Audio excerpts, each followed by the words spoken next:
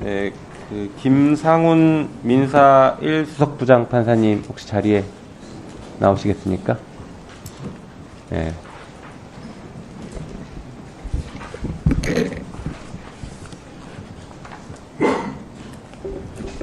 네, 출석했습니다. 네, 갑자기 불러서 깜짝 놀라셨을 수 있겠는데요. 아무래도 가장 지금 나와 계신 분들 중에 가장 재판 실무에 가깝게 계신 분이라서 질의 드리려고 좀 불렀습니다. 자, 지금 재판 지원 문제가 계속 문제가 되고 있고 여기에 따라서 판사의 어떤 임용과 관련된 경력 제도를 변경하고 그리고 판사 정원도 늘려야 된다는 얘기들이 많이 나오고 있습니다. 네. 실제 재판을 담당하시면서 판사 수가 부족하다라는 것이 현실적인 문제로 크게 와닿습니까? 어떻습니까? 네, 지금 올 하반기에 당장 제일 최근의 일인데요. 올 하반기에 인사가 있으면서 서울중앙지방법원, 제가 근무하는 서울중앙지방법원 예를 들어보면 판사 수가 순 감으로 8명 이상 감소했습니다. 그래서 그 자리를 있는 재판부도 폐부를 하고 저희 법원에서 굉장히 그 효과가 있다고 생각하고는 그 장기미제 중점처리법관 제도를 담당하실 판사님들이 없어서 그 부분도 다 지금 자리가 없어졌습니다. 그래서 지금 장기미제 처리에 좀 지장이 있지 않을까 이렇게 생각하고 있습니다. 네, 저희 국회에서도 많이 논의를 할 건데 법원행정처의 그런 의견들, 구체적인 의견들을 잘 전달하시기 바랍니다. 네, 감사합니다. 네. 자, 중앙법원장님. 네. 그 헌법 103조에 이렇게 되어 있습니다. 법관은 헌법과 법률에 의하여 그 양심에 따라 독립하여 심판한다. 네. 잘 알고 계시죠? 예.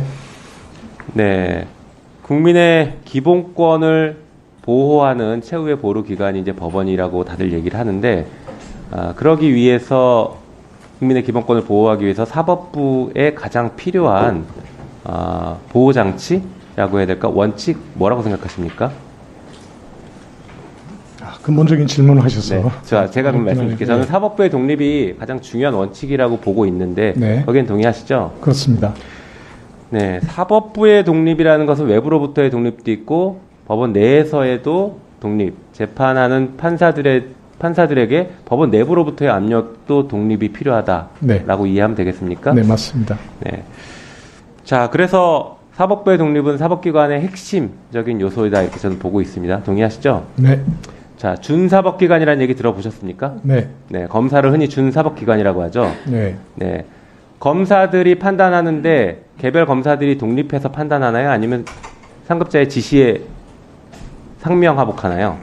검사들은 개별 검사들의 독립성이 없고 검사 동일체인가요? 그렇죠. 네. 그래서 지휘 복종 관계에 의해서 검사 전체 의사로 네. 결정이 이루어지는 걸로 알고 있습니다. 그렇죠. 그럼 우리가 흔히 얘기하는 사법기관에 준하는 준사법기관이다라고 평가할 수 있을까요? 어떻습니까? 준사법기관이라는 그런 명칭은 검사의 어떤 업무 수행의 성격을 가지고 얘기하는 것 같습니다. 네, 개별 사건에 대해서 네. 실질적 판단을 하는 그렇죠. 기관 그 업무 때문이죠. 그렇죠. 그러면 경찰은 왜 준사법기관이 아닌가요? 헷갈리기 시작합니다. 그래서 네. 저는 검찰이 준사법기관이라고 스스로 논리를 만들어내는 것은 사법부의 독립과도 굉장히 밀접한 관계가 생길 수 있습니다. 사법부는 그 개별 법관들이 법원 내부에서도 의사결정에 영향을 받지 않는데 그런 사법기관과 동일한 우리 준사법기관이니까 외부에서 우리를 감히 건드리지 말라라는 이상한 논리로 변질되는 것이거든요.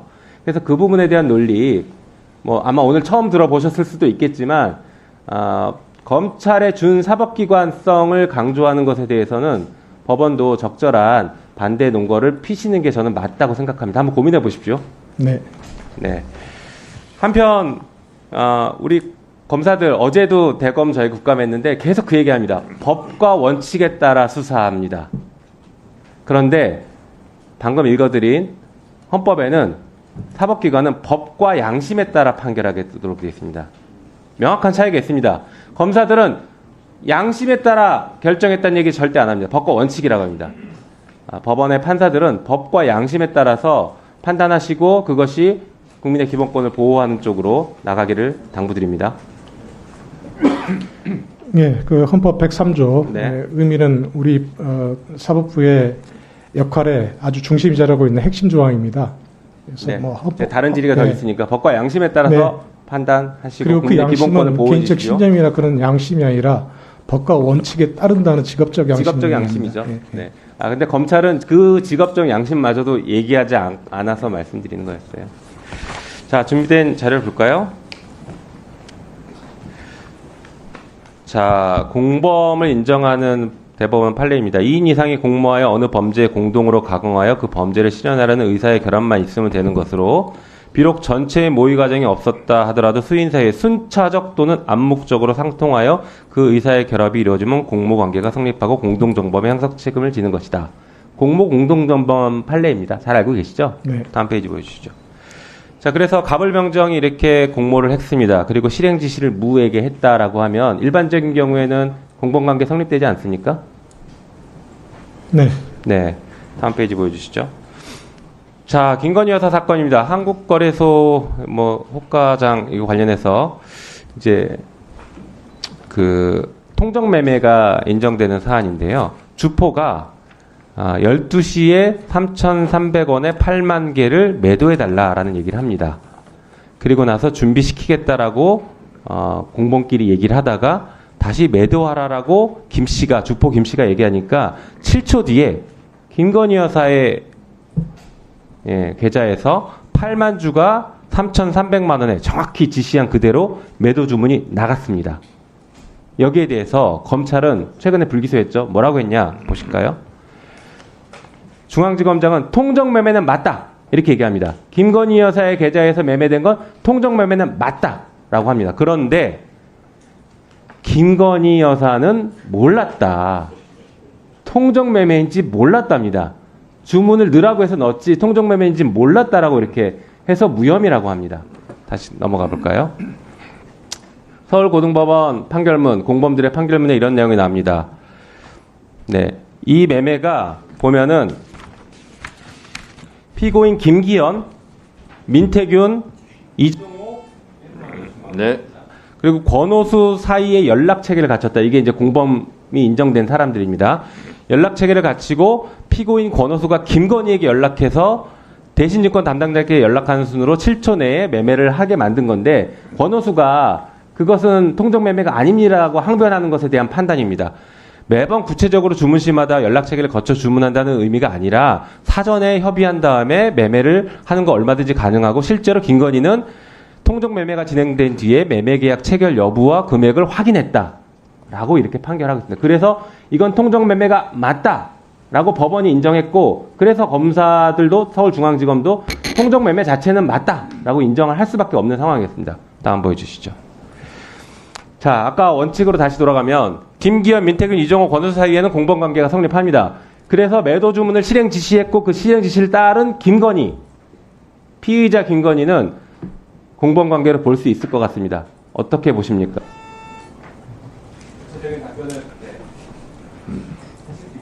아주 구체적인 사건에 대한 그 법적 평가 의견을 지금 요청하시는 건데요.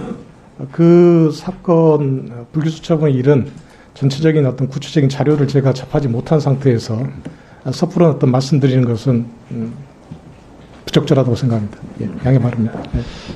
네.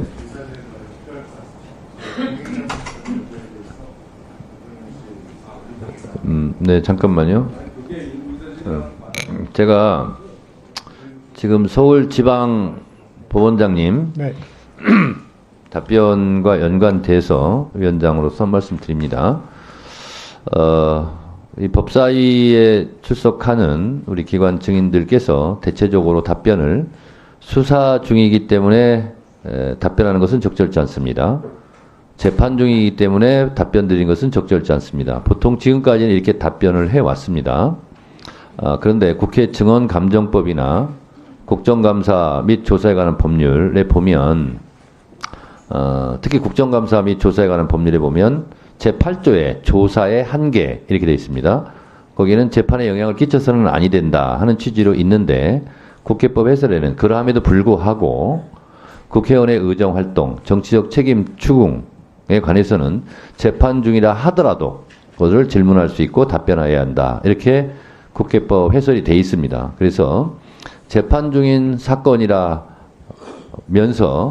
답변을 피해가는 것은 국회법, 국정감사법의 취지에는 적절하지 않다 하는 점을 말씀드리면서 이 취지에 맞게 답변을 해 주실 것을 말씀드리고요. 네. 어떤 거? 우리가 몇 차례 얘기해서 제가 정리된 거 아니에요? 네. 네, 한 말씀 또 하세요. 자, 들어보세요. 자, 위원장님 말씀하신 대로 국회법의 해설서에 보면 증언 감정에 관한 법률 또 거기 그 사조에 보면 증언과 관련돼서 분명히 직무상 비밀에 속한다는 이유로 증언이나 서류의 제출을 거부할 수 없다고 돼 있고 이와 관련돼서 질문에 그 국회법상에는 수사 중이거나 재판 중인 사안에 대해서 질문을 할 수 있다. 단 거기에 보면 진상규명 또는 정치적 입장 이런 거와 관련돼서 할 수는 있다고 되어 있습니다. 즉 이 법에 근거해서 재판 중이나 수사 중인 사건에 대해서 국회 차원에서 질문을 할 수 있다. 그러나 우리가 여기서 중요한 부분이 뭐냐면 국정감사법에 보면 8조에 조사의 한계가 나옵니다. 비록 그렇게 질문은 가능하지만 그 조사가 수사나 재판에 관여할 목적이 되어서는 안 된다고 하는 부분입니다. 그러면 이 기관 증인으로 오신 분들은 그에 관련돼서 이 사안이 내가 답변을 하면 이것이 수사나 재판에 관여할 목적이 될 수 있다고 판단한다면 그럼 거기에 맞게 답을 하실 수밖에 없게 되어 있습니다. 만일 중앙법원장이 방금 김영민 위원장께서 물어본 이런 구체적 사건에 대한 질문에 대해서 만일 재판부의 판단에 대한 판결문에 대해서 그것이 당부를 언급하는 순간 그 자체가 재판에 관여할 목적으로 이용될 수밖에 없는 겁니다. 그렇지 않겠어요? 그렇기 때문에 지금 위원장께서는 이 부분에 대해서 질문을 하면 반드시 답변을 해야 된다고 말씀을 하시나 실제로 그 한계로 인해서 우리 증인들은 그 부분에 대해서는 구체적 사안에 대해서는 답변을 해서는 안 된다고 하는 것이 지금까지 해석이었고 또 그것이 오랫동안 우리 법사위에서 법원, 검찰에서 나오신 기관 증인들이 답변한 내용입니다. 즉, 방금 이와 같은 질문에 대해서 만일 우리 법원장이 그 구체적 판결문 내용을 모르는 상태로 마치 그 김영민 의원의 질문이 타당하다고 답을 하는 그 순간에 결국은 재판 자체가 뭐 잘못됐다고 판단하든지 검찰의 수사가 잘못됐다고 결론이 나지든지 이건 이 자체 그 답변만으로 수사와 재판에 관여가 되는 겁니다. 그렇기 때문에 지금까지 모든 그 기관 증인들 답변이 그렇게 갈 수밖에 없는 것이 타당하다는 것. 자, 그러니까 정리해서 말씀드리겠습니다. 그 판사님들 앞에서 제가 법을 얘기해서 일단 죄송합니다만 국회법 관련해서 말씀드리면 증언 거부 같은 경우는 형사소송법 제148조, 149조에 의해서만 증언을 거부할 수 있습니다. 그런데 형사소송법 148조와 149조는 실제로 공익상 필요하다면 증언을 거부할 수 없다. 이렇게 돼 있고요. 이게 그리고 국정감사가 사익이 아니라 공익이기 때문에 148조, 149조에도 불구하고 증언을 거부할 수가 없는 거고요. 선서 또한 그렇습니다. 그리고 자료 제출 같은 경우는 외교, 군사, 대북관계 이 관계가 외부로 공개될 경우 국익 침해가 명백하다고 판단될 경우 해당 부서의 장이 5일 이내에 소명한 경우만 자료 제출을 거부할 수 있습니다. 따라서 외교, 국방, 대북관계, 이 국가 안보에 관한 사항은 5일 전에 소명하지 않으면 제출을 해야 됩니다. 그리고 국회 국정감사법 조사의 한계가 있습니다. 그런데 그 조사의 한계에도 불구하고 제가 읽어드리겠습니다. 국정감사 및 조사에 관한 법률 제8조 감사 또는 조사의 한계에 대해서 말씀드리겠습니다. 이와 관련하여 재판이 진행 중인 사건에 대하여 국회가 국정감사 및 조사를 할 수 없는지가 문제가 될 수 있는데 입법 취지상 국회가 독자적인 진상규명, 정치적 책임 추궁, 의정자료 수집 등의 목적으로 적법한 절차에 따라 국정감사 및 조사를 진행한다면 같은 사건에 대하여 재판이 진행되고 있다고 하더라도 국정감사 및 조사의 대상이 될 수 있다. 이렇게 되어 있습니다. 국정감사 및 조사의 대상이 될 수 있다는 것은 국회의원들의 질문만 그러하다는 것이 아니라 답변까지 그러하다는 겁니다. 유상범 간사는 이것을 소극적으로 보수적으로 해석해서 국회의원들은 그래 질문권이 있다. 질문할 수 있다. 그러나 기관 증인들은 틀리다. 다르다. 이렇게 말씀하시는데 국정감사의 조사의 대상이 된다는 것은 조사의 대상이라는 것은 질문과 답변을 같이 포함하는 겁니다. 국정감사의 대상은 질문만 해당되는 건 아니지 않습니까? 그래서 답변까지 포함된다 하는 것이 국회법 해설이다라는 점을 말씀드립니다.